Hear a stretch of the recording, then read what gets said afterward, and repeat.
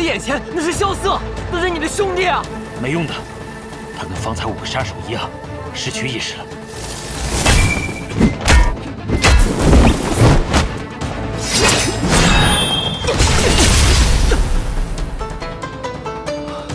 这一个打我们4个，这比剑下还先了吧？无心，无心，你怎么在这儿？你怎么变成这样了？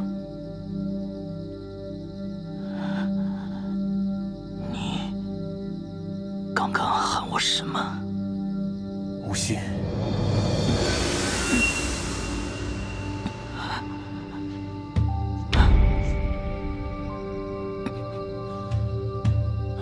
看来应该听鬼医的话，此时用他确实是操之过急了。无心，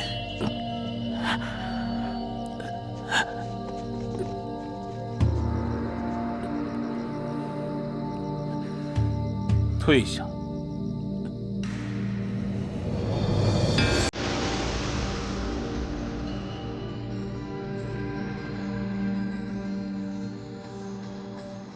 萧雨。你搞的鬼！我没有必要回答你的问题。虽然这场赌局最后赢的人是我，可你已经得知你刚才询问的答案了，你应该觉得庆幸。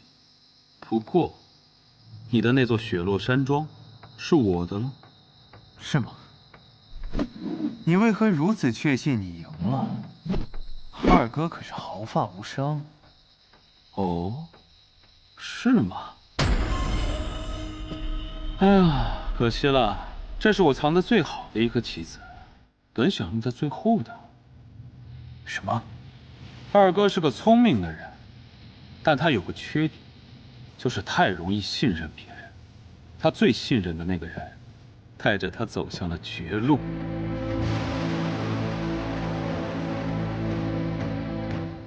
萧景霞。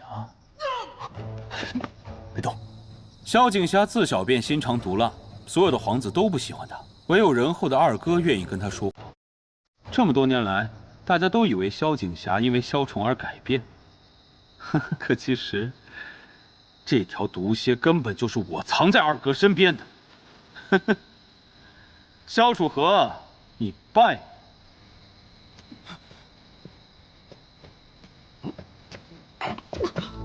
这个。救我！我败了。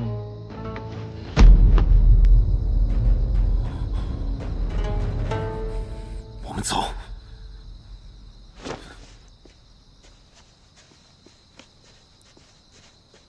要吃吗？大局为重吧。去看看二哥。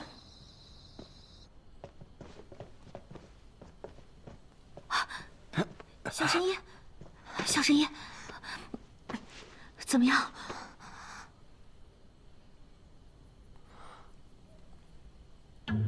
哎，那个是什么？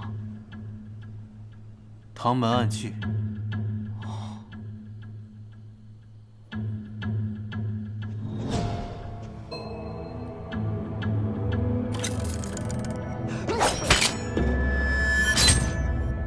青旅衣。这就是大师兄离开雪月城的时候送给你的。此物名叫3寸之地，是唐门少有的防御暗器。有人熟睡之时，有敌方来袭，此物便自动展开，取敌人性命于片刻之间。当初他私自联系暗河之后，我就传信给虫儿，让他多加留意。可虫儿却说绝无可能。他对兄弟如此仁厚，却没想到身边养着一只毒蝎。哼，原来这暗河就是他找的，那死在大师兄留下的暗器手里，也算是活该了。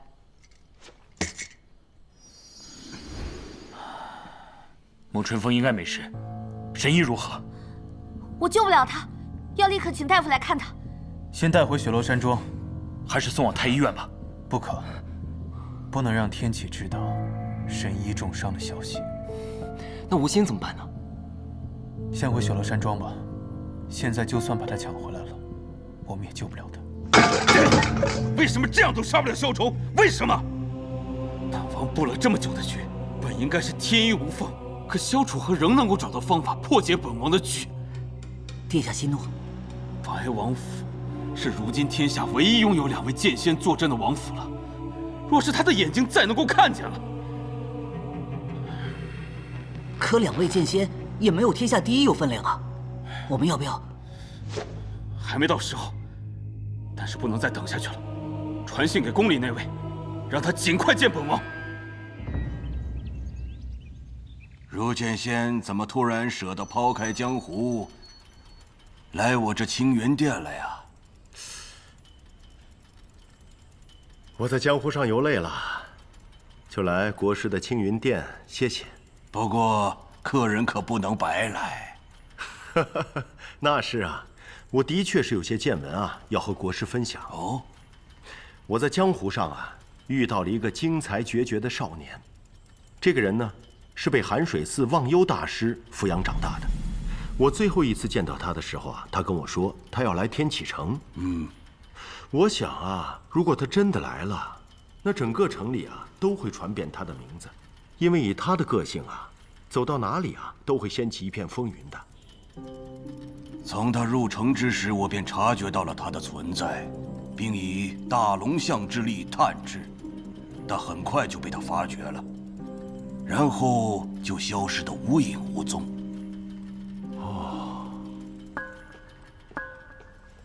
禀师尊，萧瑟公子求见。哦，他来了，还真是巧了。请。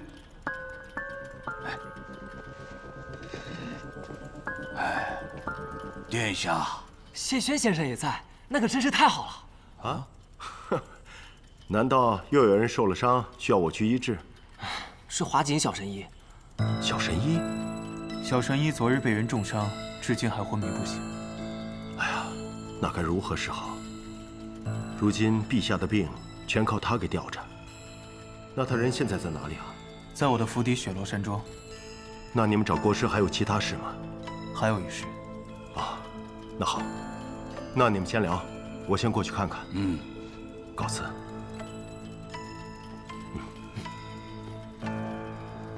殿下快请坐。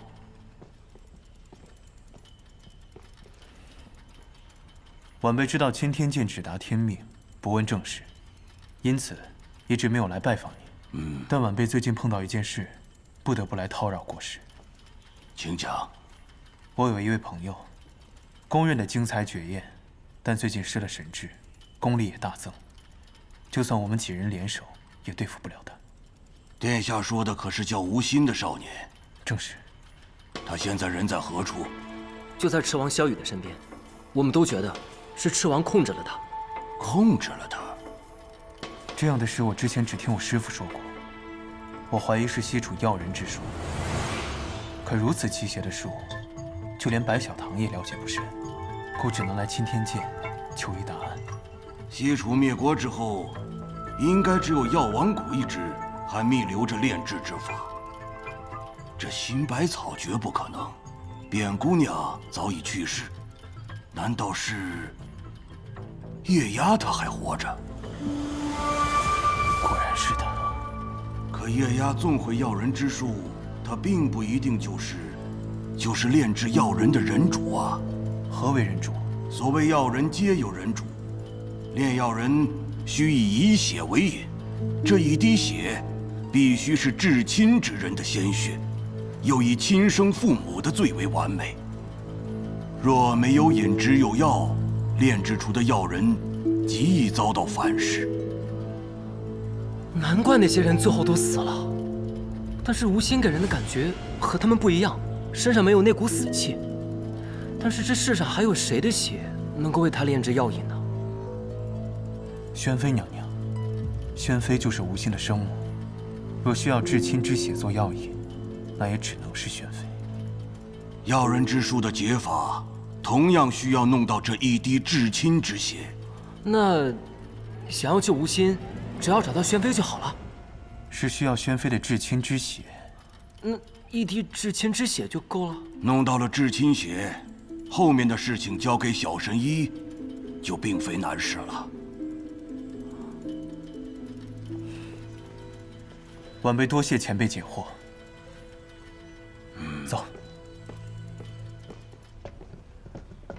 哎，樊松兄弟，飞轩小弟弟，你们怎么在天启啊？雷，哎，飞轩，他是咱们师娘的弟弟，那我们应该怎么称呼他？按辈分，你应该叫他叔叔，我应该叫他叔公。哦，雷叔叔好。你叔什么叔啊？都把我叫老了都。哎呀，算了，能在天启城遇见故人，还真是开心。哎，对了，你们为什么来这青天剑啊？我叫他们来的。所以，我什么时候才能见到他？见到谁？暗河大家长，苏长河。他昨日现身了，现在是赤王萧雨的人。什么？况且以你的剑术，现在不是他的对手，我们得从长计议。哼，放心，师父传了我儒者剑，我日夜修行，早就今非昔比了。儒者剑？如今小师说跟随谢轩先生学习儒者剑。哦，原来如此啊！哎，先后2位剑仙教你剑术，你日后必成大器啊！不要以后，只争朝夕。好，待时机成熟之时，我自会告知你们。告辞。好。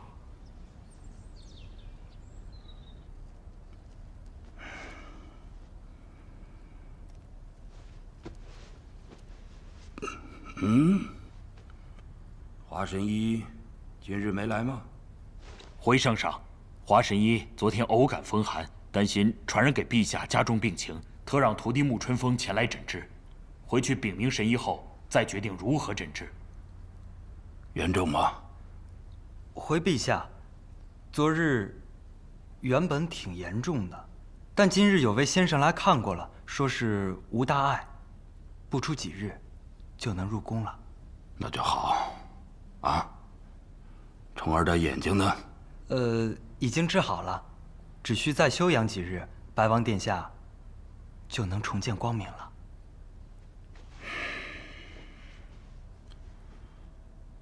华神医的病跟这件事情有关系吗？陛下，微臣担心此事会惊扰到陛下，故欺瞒了陛下。是谁动的手？是九皇子殿下，他伤了华剑神医后，还想伤二皇子殿下，后被百王府设下的机关所杀。老九，他不是向来都跟老二最亲近的吗？臣等也不知道其中缘由。陛下，请陛下节哀。老九。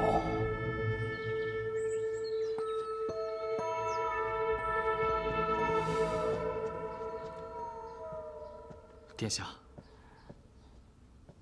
大明，你应该事先告诉我的。若真是告诉了殿下，殿下一定会拒绝的。藏民陪伴了殿下这么多年，难道还不了解殿下的心思吗？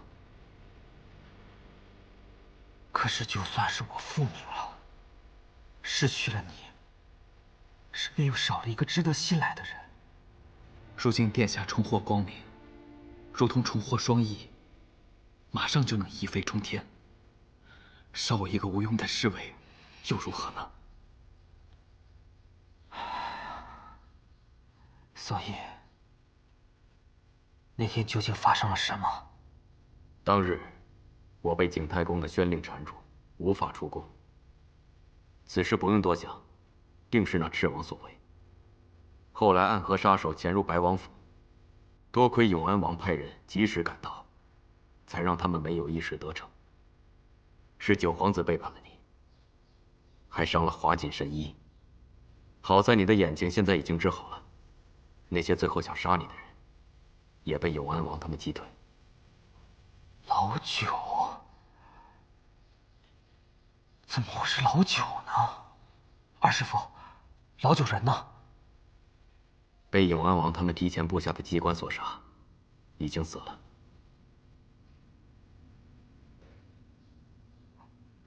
老九死来之前，我见到了永安王，他与我讲了这一夜的经历。我很好奇，永安王为何如此暴力？他视我为兄弟，虽然我们有夺嫡之争，但是他坦然视之。皇位是皇位，兄弟是兄弟。在这一方面，我们所有皇子都不如他。尸体已经送往大理寺了，此事陛下说让蓝月侯详查。二师父，跟蓝月侯说，萧景霞误触机关，不幸殒命。殿下，不必多言。我怀疑是5大剑之一，第1大剑锦轩，皇城内的第1高手。你有几成把握？9成。你可以将此事告诉白王，杀了锦玉，就等于把白王彻底推向了我们这边。现在还不急，时机未到。等时机一到，这些债自然让他们来还。宣妃娘娘给的那滴血，我已经交给华锦了。华锦说，她需要半个月的时间制炼成药，但是赤王从来都不是一个可以给人喘息机会的人。接下来，他会用更激烈的手段力挽狂澜。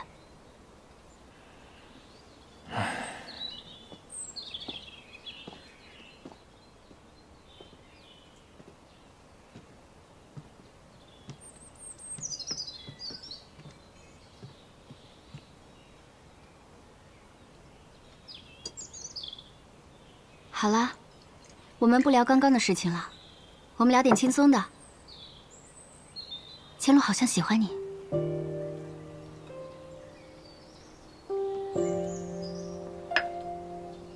雷无杰才是真的喜欢你吧？没想到你这样的人也会扯开话题。我只是觉得你说的不对。哪里不对？他不是好像喜欢我，他就是喜欢我。萧瑟，没想到你改了名字，还和以前一样不知廉耻。可是雷无杰好像觉得是你喜欢我，比以前还不知廉耻。若依，其实我知道你也喜欢雷无杰，从你们在百花大会上跳舞，我就知道了。我觉得雷无杰身上有一个人最原始、最纯粹的品质，那些品质我们曾经都有，但因为种种原因我们放下了，只有他还保留着。吴昕说过，他是天生玲珑心。那你呢？你喜欢千落吗？这两者之间好像没有什么关系。如今在这天启城满城风雨的情况下，我们还有心情在这谈笑风月，传出去也不怕被人笑死。你又扯开话题。我若真是喜欢风月之人，4年前不就纳妃了？腰细娇小，肤白貌美，还有点小任性，也算是个极品了。听你这语气，还真像是醉梦楼里看花魁的登徒子。那你喜欢千落吗？喜欢啊。我还有事，先走一步。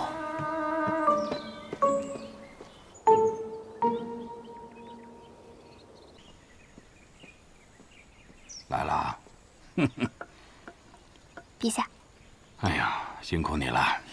哎，坐嘛。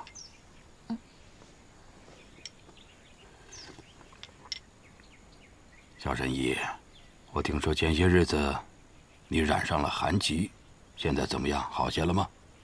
自然，区区寒疾怎么能难倒神医？你是小神医，怎么会染上寒疾呢？陛下，我晚些时候再来给你施针。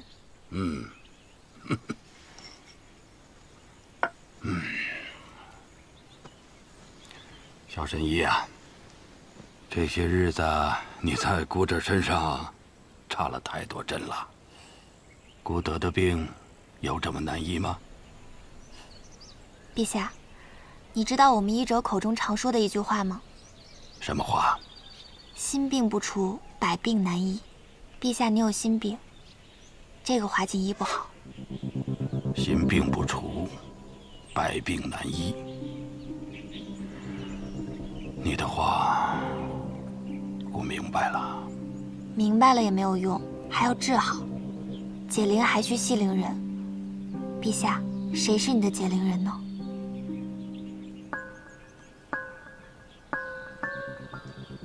他死了。死了？死了。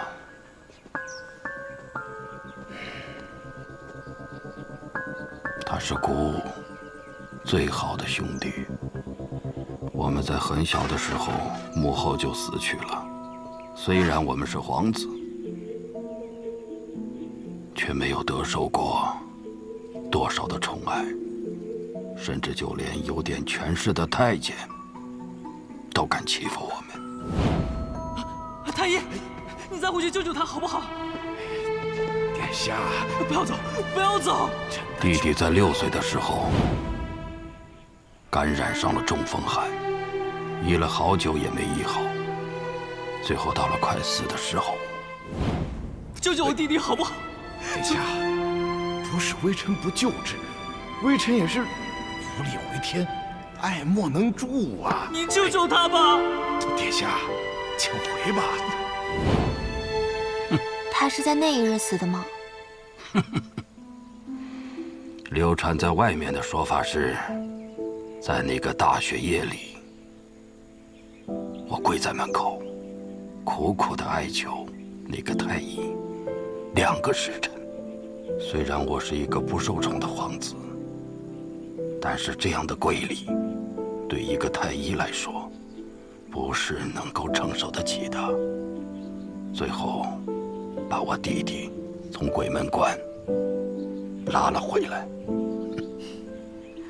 陛下，你是个重情义的人，但那是假的，那是姑让太医对外说出去的故事。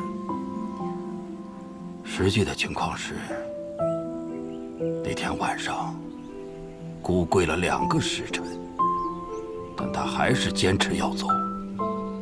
于是我拔出了母后留下的那柄长剑，我一剑上去。从那一刻起，我发誓，我再也不要做无人问津的皇子。我再也不要被人踩在脚底下。我要和我的弟弟登上天启的最顶端，让所有的人都不敢低头看我们。后来，我成为了皇帝，我的弟弟成了北黎的大都护。莫说天启，就算北黎，整个的天下都畏惧我们。可是最后，弟弟还是死了。是我杀了他，都是因为我提不起勇气，害怕失去手上那些虚妄的事物。陛下，你为何不自称姑了呢？姑？或许每次想起弟弟若风的时候，才觉得自己不是一个皇帝，而是一个哥哥。只有弟弟在的时候，哥哥才能永远的不孤单。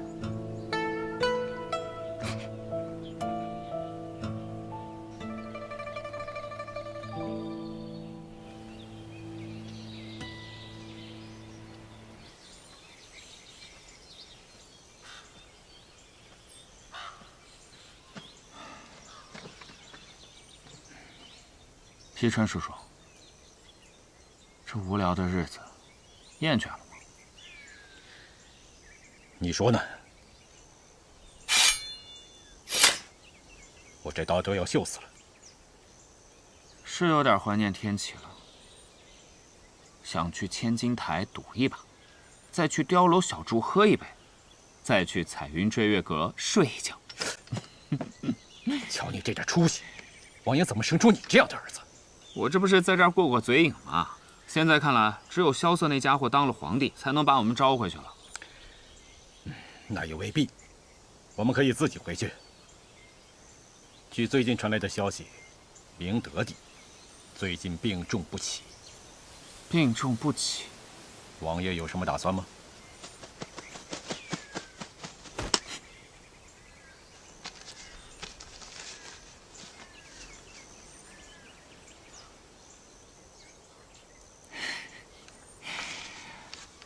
让我们回到天启的那把火终于来了，虽然不是萧瑟点燃的，但是命运有时候就是这般的离奇，突然间心生归意，便什么都来找我了。那便归吧，策马扬鞭，直逼天启。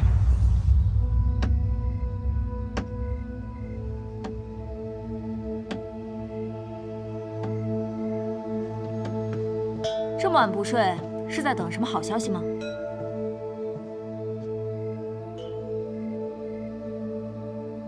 你来了就肯定没有好消息。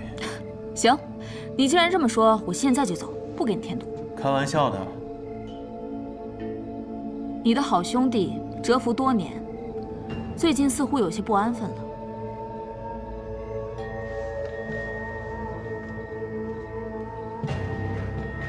他们这是要回来了。是，但你似乎并不惊讶。我们的对手啊，以他们的做事风格，时机到了，也该走到这一步了。不过吸引他们的东西又是什么呢？不知道。白小堂只查到，在那之前，谨言去过一次将军府，随后将军府便派出了16名密探，悄悄出城了。那应该是龙峰卷轴。什么是龙峰卷轴？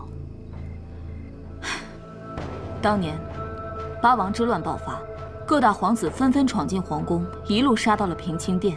他们都在等，即将驾崩的先帝从里面送出来的龙峰卷轴上面写着他们的名字。可到最后，只有琅琊王和明德帝取得了最后的胜利。可当他们刚要踏入平清殿的时候，武大健捧着卷轴出来了。那卷轴上写的是明德帝。武大健捧旨而出，却始终不宣。最后，琅琊王上前一步接过卷轴，看了一眼之后，便当即撕毁，随后宣布皇位传给三皇子萧若解，也就是现在的明德帝。那说明卷轴上写的，并不是萧瑟的父皇，不然为何要撕毁它？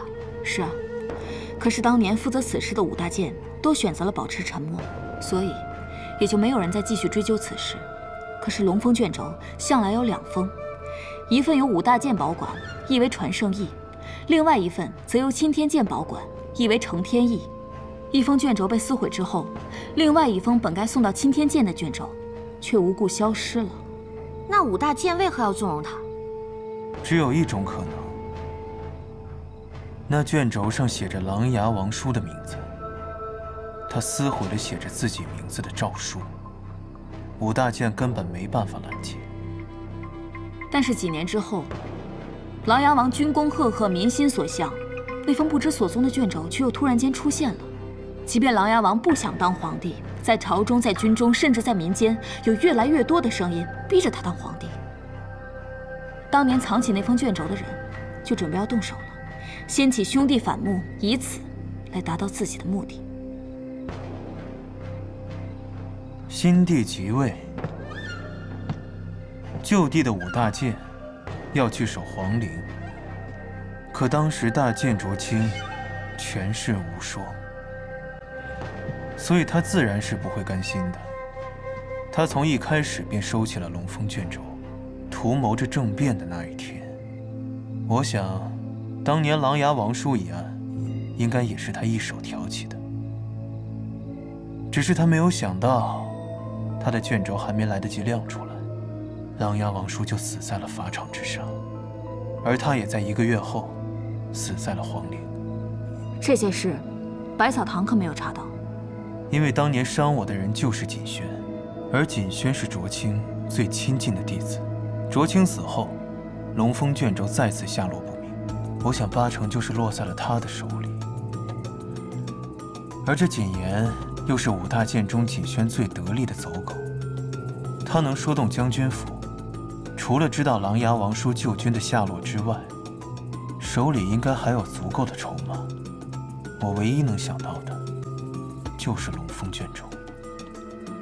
我没明白，叶将军不是若依姐姐的父亲吗？他不是一直站在我们这边的？叶笑英是琅琊王叔最忠实的手下，他等这一刻等了很久。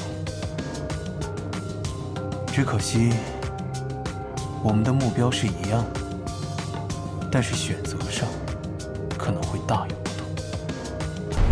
天武帝萧绎于乱世之中挥剑而起，建国北离，后国祚延绵200余年，至明德帝一朝，国力强盛，四方来拜。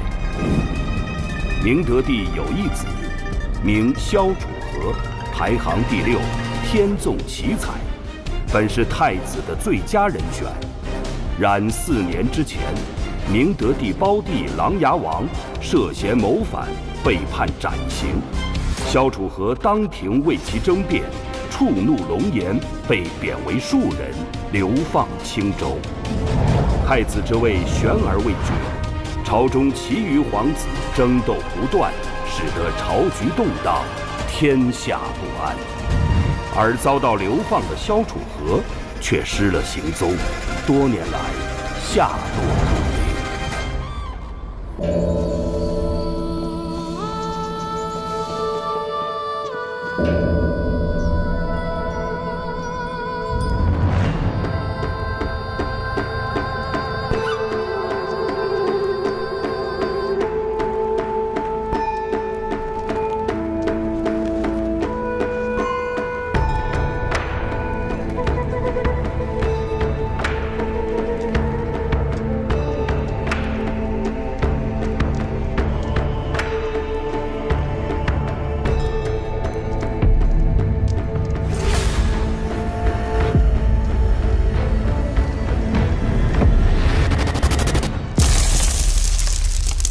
明德20年秋，寒水寺忘忧大师作画，以此为引，震动整个江湖的黄金棺材事件拉开序幕。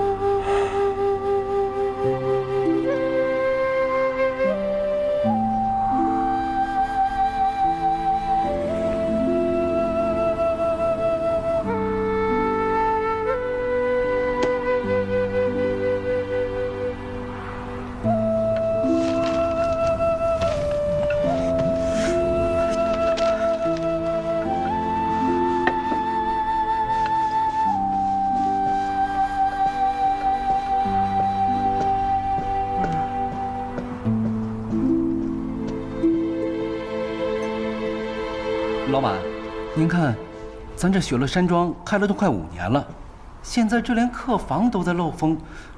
您看，您要不要花些银子把这客栈给修整一下？这样还……你懂什么呀？我萧瑟的客栈，要的就是风雅2字。咱们雪落山庄，背靠青山，面朝历史。要是房间再多些颓败之感，那就更显风雅。这正是旅途中人所热衷的感觉。那是什么感觉？自然是在路上的感觉。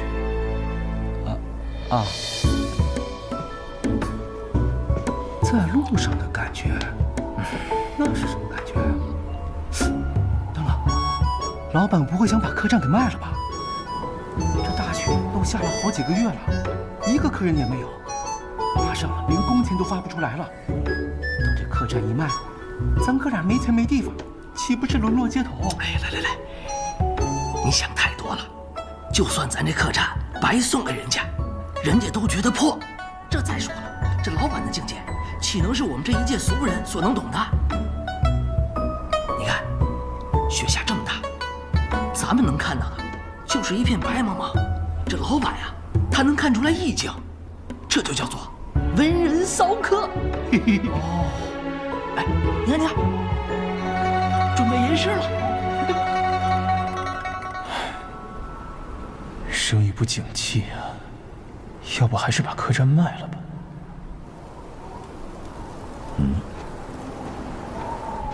来客人了。哎，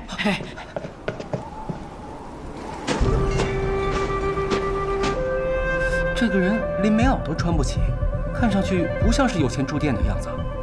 你看清楚，他穿的这身衣服红得很特别。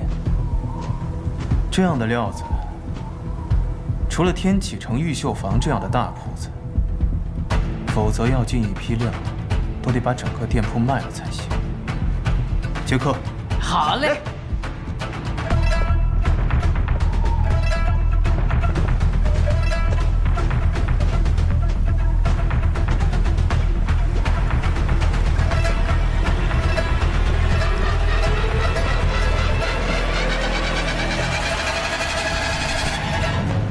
这位客官打尖还是住店？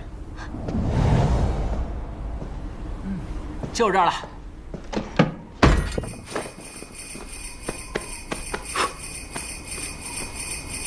这个家伙看上去就让人讨厌，一点礼貌都没有。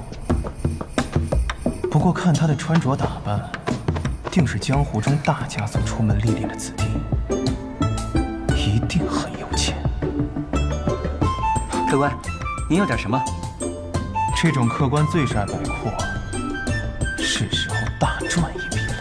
一碗阳春面，一碗老糟烧。啊？怎么了？您还要不要点点别的？小店的梅花肉、桃花酿都是招牌。梅花肉啊！来一份梅花肉，定然是不行的。哎，不如你切一块在那阳春面当中吧。啊，一碗阳春面，一个老糟烧，6个铜板。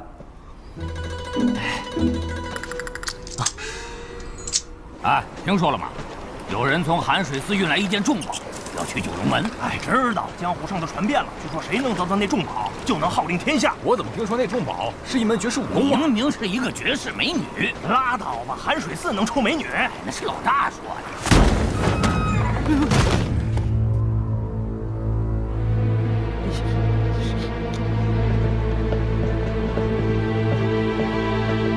哎呀，哎，几位客官里边坐。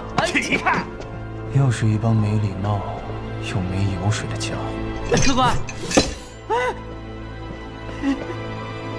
客官，拿最好的酒、最贵的肉来。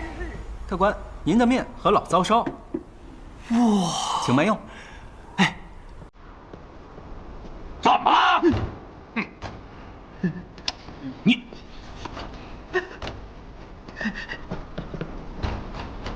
这几位客官，本店规矩，先收钱再上菜，所以各位到底是要几斤肉、几两酒，还是提前说好？你是谁啊？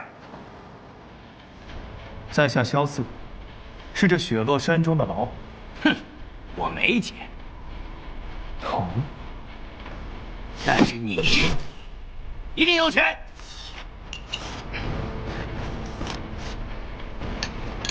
实不相瞒，本店已经1个月没开张了，现在连工钱都开不出。哼，我不管，就算你没钱，你身上这件裘皮大衣怎么也值110两银子。胡说！五花马，千金裘，我这身袍子乃是天启城玉绣坊定制的，光做便做了3个月，运便运了1个月，110两，买我个袖子都不够。你，哼！我说你小子，到底听没听懂我说话？2两银子。什么2两银子？我说这桌子2两银子。你小子，老子今天是来打劫的，不是来打尖的。给我来上好的酒，上好的肉，再把值钱的东西交出来，要不然我杀了你的人，烧了你的店。打劫啊！那我就不能不管了。你是谁？雷无杰。雷无杰？正是。雷无杰是谁？不知道啊。雷无杰谁啊？没听过。江湖中有这行人呢。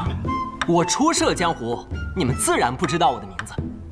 不过，没关系，很快我的名字便会明哲。什么无名之辈，给我上！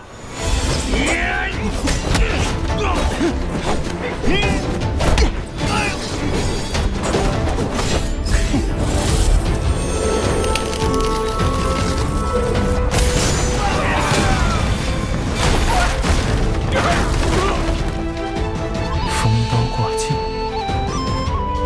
江南霹雳堂，雷门，雷家，雷无杰，给我剁了他！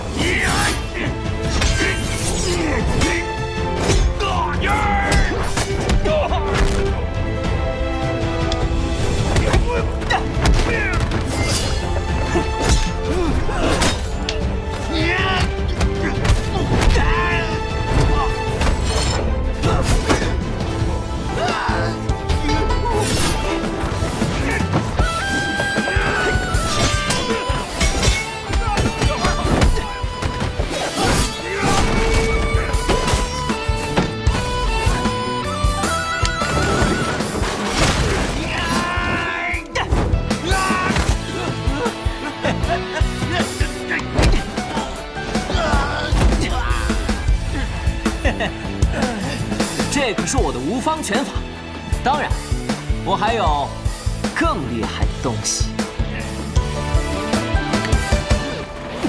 少年梦逐浪入场，伤心间断年轮，好坏曾遇上分，闯荡才算人生。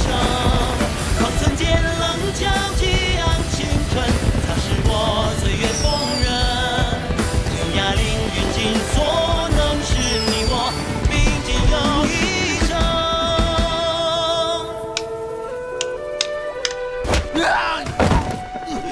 怎样？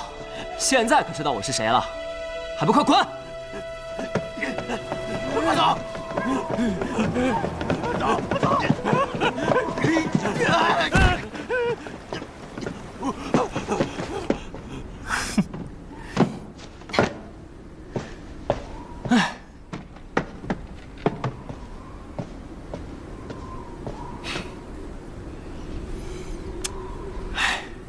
有道是大恩不言谢，路见不平拔刀相助，这些都是应该的，不用太客气了。我还急着赶路，还望后会有期。大恩不言谢，拔刀相助。那当然，哎，要不是我，那帮大汉早就砸了你的店，搞不好你们连命都没了。这难道不是大恩？你看看我这店，跟被砸了有什么两样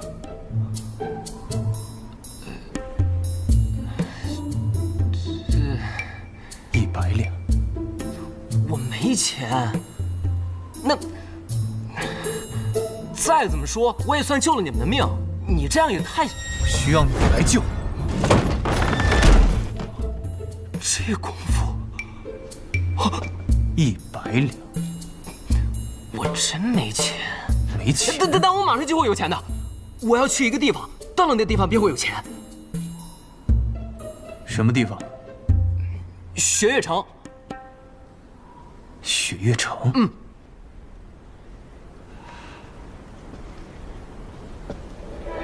雪月城被尊为江湖第一城，其实是几大世家门派组成的联盟。江南霹雳堂就是其中之一。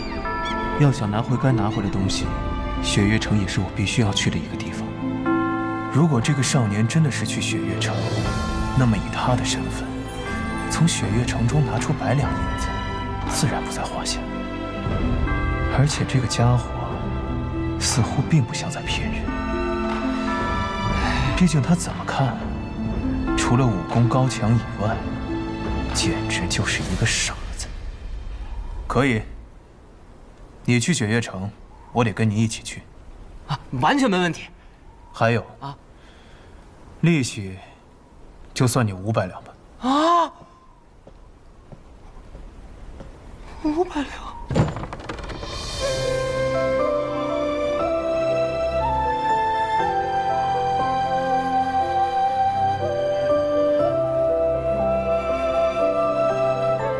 也是好多年没出去了。雪月城的几位城主，我们也该见面，聊一聊当年的事。绿蚁新醅酒，红泥小火炉。晚来天欲雪，能饮一杯无。兄台好雅兴，这酒我们可以喝，但马车上的东西你可得留下。哦，你们可知道这辆马车里头装的是什么？哼，不外乎金银财宝。你们这样说，倒也未尝不可。少废话，乖乖的把东西交出来，不然的话，这大雪天的，你们跟了我一路，实在是过于辛苦。但是你们要的东西，注定是拿不到。我想，还是请你们喝了这杯酒，然后。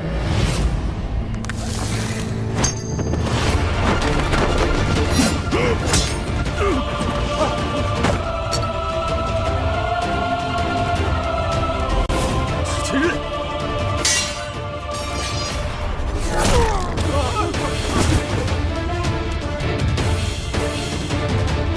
派你们来的人，或许没有告诉你我究竟是谁。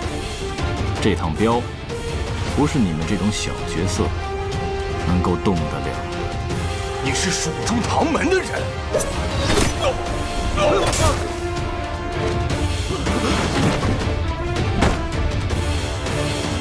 撤！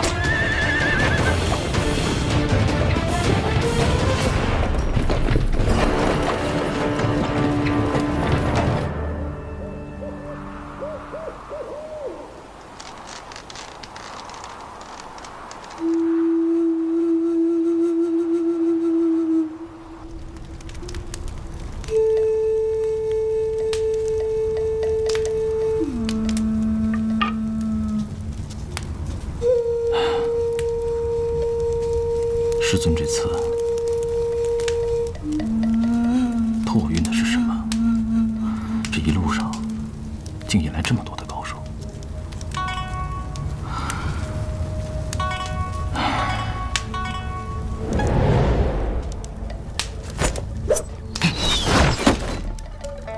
谁？雪月城唐莲。你知道我的名字？我们还会再见的。站住！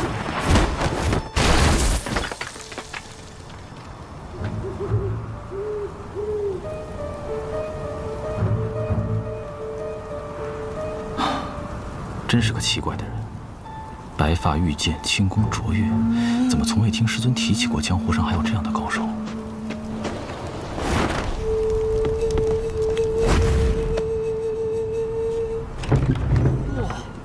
雪也太大了，都不知什么时候才能消的。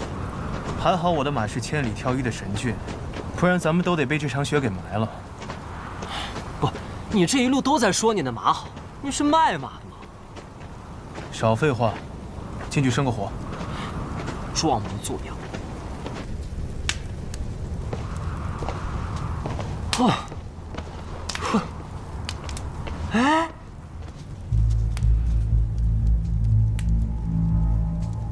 刚刚有人生过火呀。哦。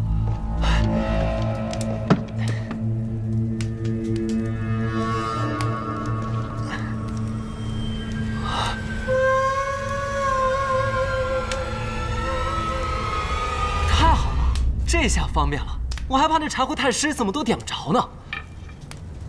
莫非只是2个寻常的赶路人？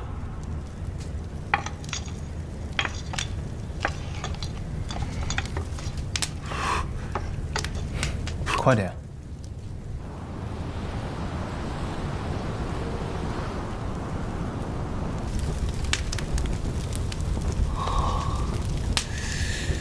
刘无节，哎，你说带我去雪月城，可这一路上你已经走错2次方向了。你确定这次路是对的？其实我也是第1次去雪月城，不过我发誓，这次一定是对的。他姓雷。莫非来自江南霹雳堂雷家？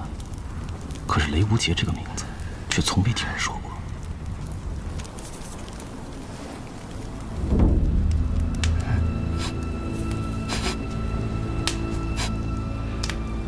你属狗的吗？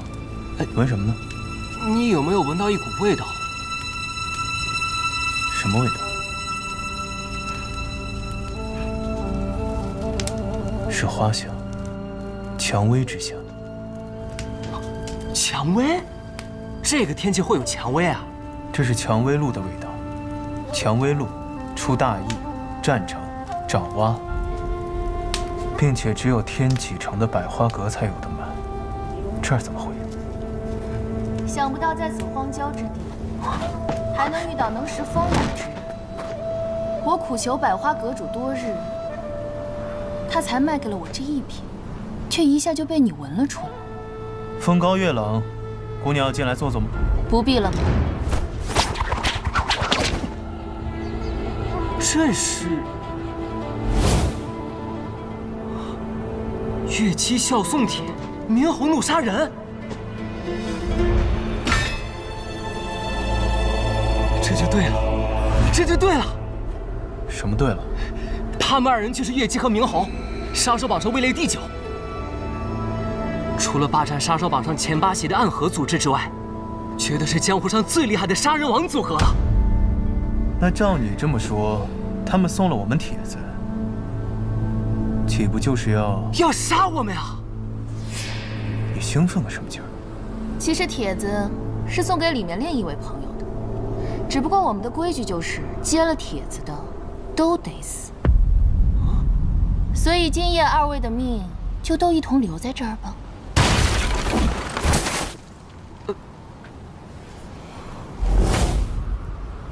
我接过你们的帖子，但我却没有死。敢问这位兄台？唐莲，所以我们这不又赶来杀你了吗？唐莲，你是唐莲，雪月城首席大弟子唐莲。哎，那这样说起来，你就是我的大师兄了。我雷无节，我是从江南霹雳堂雷家堡来的。我也是雪月城的，小心！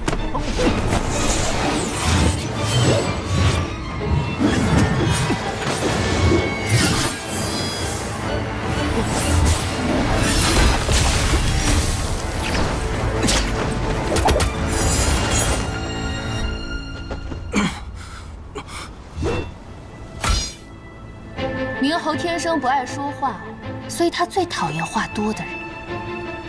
好大一把刀啊！你受伤了，你中的百香散也没有完全解，不然刚才那一刀，下一刀你一定挡不住。这一刀我来挡。师兄为我挡了一刀，我也为师兄挡一刀。哦，小兄弟竟然也是雪月城的人，那杀了你也不算枉杀了。只是明侯的刀不轻一把，你先试试我的剑吧。树衣剑，他们2人的兵器倒是绝配。树衣剑、金具刀，能一晚上见识到这2样兵器的人不多。小兄弟，你可看好了。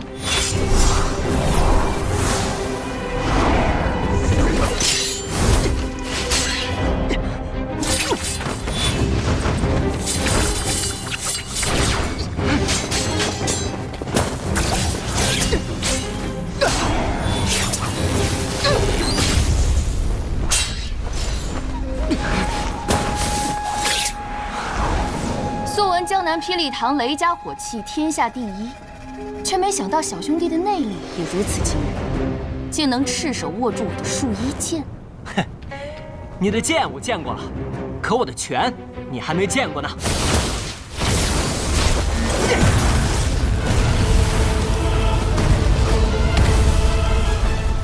是雷门的无方拳，拳未到，气先到。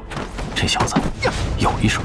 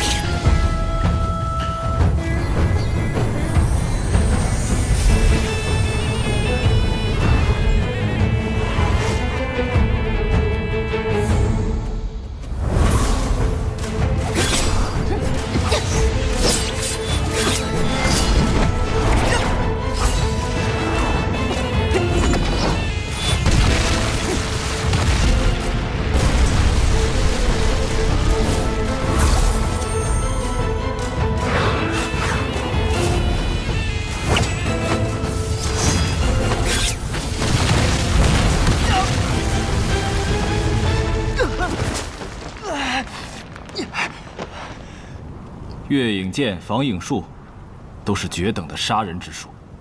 再绝等的杀人之术，没有杀掉该杀的人，也是没有用的。我输了，刚才那局是你胜了。小兄弟说笑了，我们杀手没有输赢，只有生死。想到初入江湖就能遇到这样的对手，是我刘无杰的幸运。这是雷家宝的火灼之术，怪不得他的头发会发红。月姬，我们走。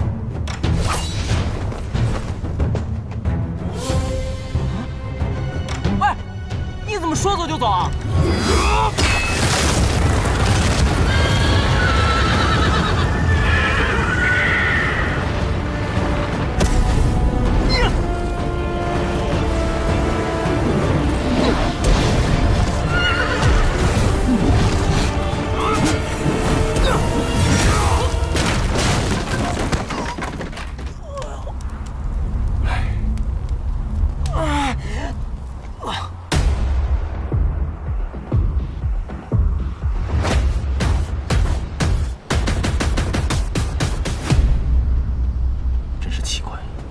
占尽上风，为何要离开？什么人的刀你都敢接，你有几条命够你这么玩的？你不是也会功夫吗？你怎么不去打呀？我什么时候说过我会武功了？不是，你在那客栈，你一挥手，门窗都齐刷刷的关上啊！傻子，这世上除了武功，还有一种技术叫激光，需要你来救。这也行。这位大哥，你在后院是不是有什么东西？刚才有人偷偷溜进去了。我想那冥侯月姬也只是不想被人渔翁得利罢了。啊！哇！走吧。怎么了？咱们不是要找雪月城吗？如今雪月城大弟子就在眼前，不跟着他，跟着你像话？对啊。哎哎！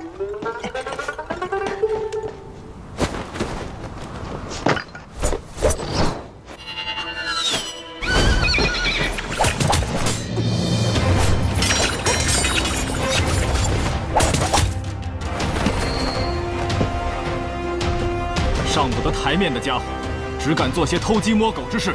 唐莲，你给我说清楚了，谁是上不得台面的家伙？报国大师兄！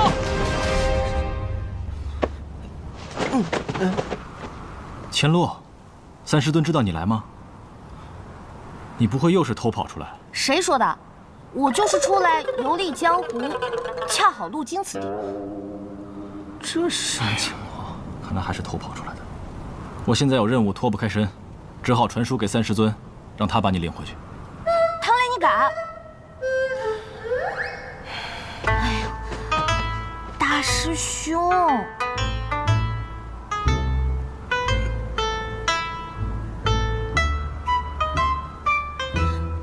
哼，不跟你玩了。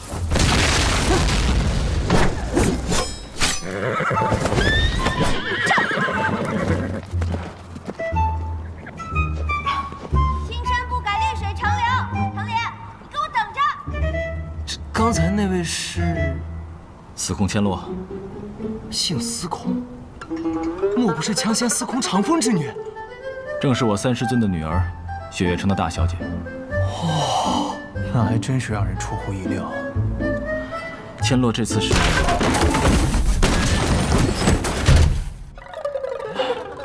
真的是有些过分了。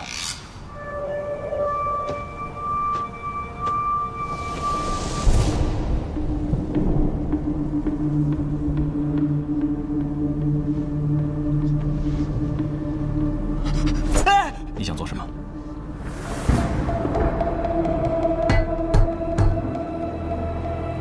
听声音准没错，纯金的。纯金的？纯金的又如何？值大钱了。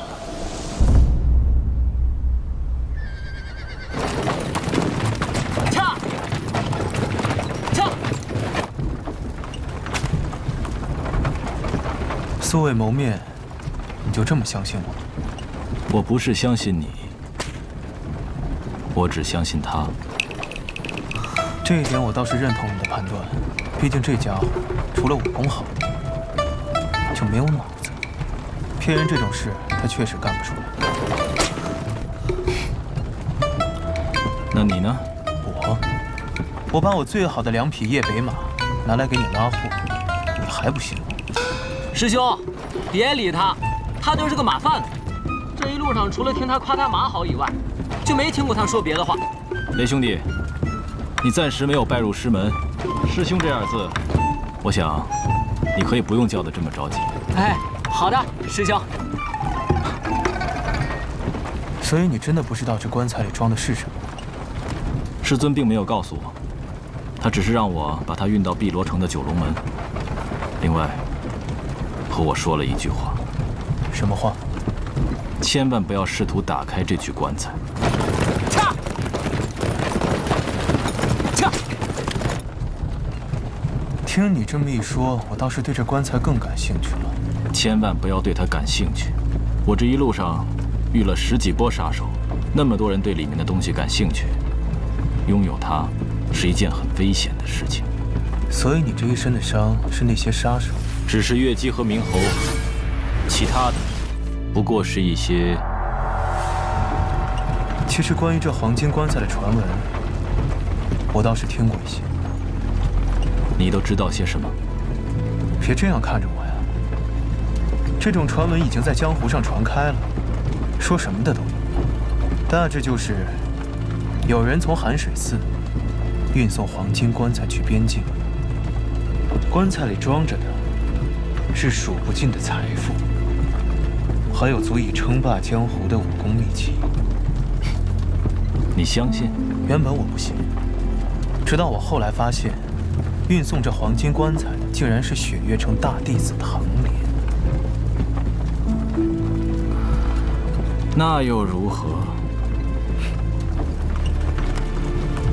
其实像这种传闻能传遍江湖啊，自然是有人背后推波助澜。不过像明侯月姬这样的杀手，显然是做不到的。相信你也听说了，几个月前寒水寺忘忧大师的事情。我猜这棺材内8成就是忘忧大师的尸首。只是为什么这么多人想要得到它？你究竟是谁？我只是一个消息比较灵通的客栈老板。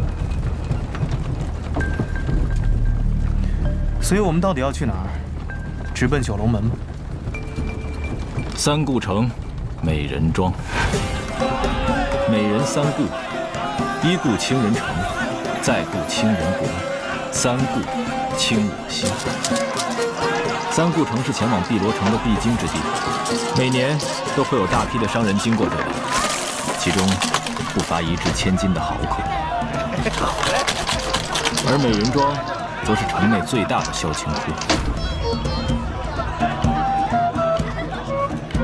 这里不仅是温柔乡，还是北离境内数1数2的赌场。可惜啊，雷无绝那小子还守着马车，不然真该带他来这儿见见世面。美人庄是这三顾城里最大的青楼，能来这里都是豪客中的豪客。他们的赌局太大，没办法用普通的金钱计算，所以这里的赌局都是用这种成筐的明珠。既然来都来了，不如我们也去赌一局。哈，我可没有钱。怎么没有？咱们可是有一口纯金打造的棺材。闭嘴！我警告你，别打这个主意。我们来这里是为了寻找接头人的，必须丝毫不引人注意。是天明蕊。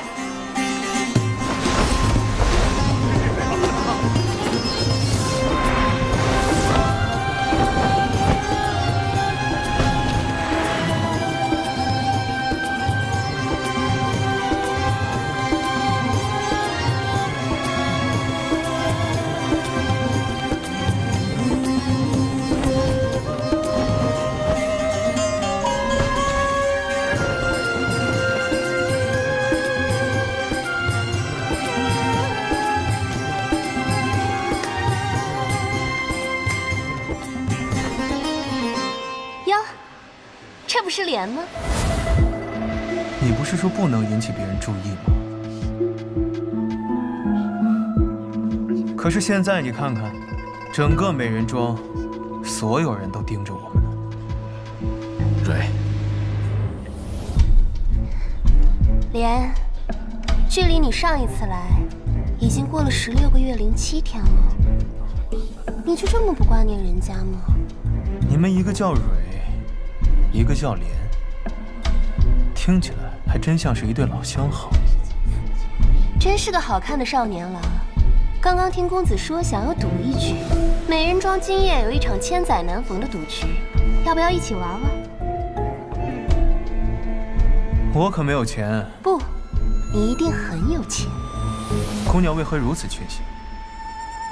寻常人看到如此庞大的赌场，早就瞪大了双眼。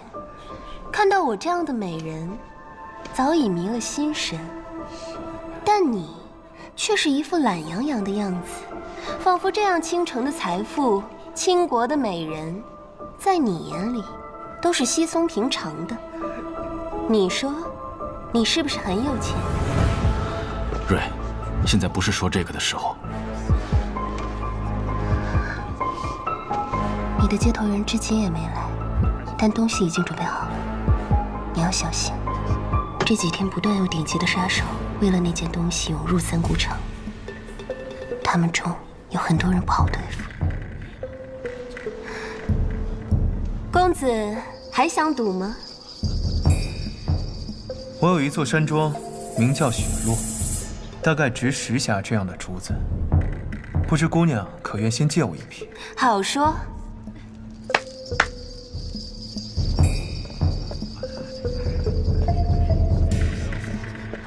今日的美人庄被这位公子包下了，想赌的留下，不赌的就请先回吧。天女说笑了吧？区区2匣明珠就能包下美人庄？这位公子看上去有些面生，怕是不懂这里的规矩。天女怎么也糊涂了呢？糊涂？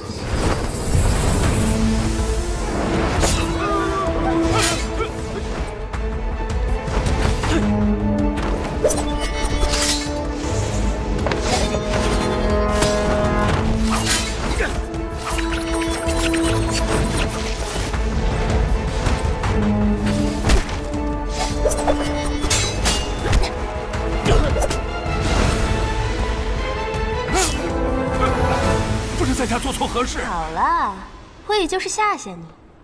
至于为什么吓你，我只是想让在场的人知道，这位公子的赌局不单是金钱局。莫非是生死局？没错。这生死局是什么意思？光听名字就知道了。输的人不光要留下钱财，还要留下性命。我什么时候说过要这么赌了？哼，这个小丫头，我知道你想要帮你的小情郎，但是你也要知道，仅凭这3顾城美人庄，镇不住这个场。是你，我们又见面了，唐莲。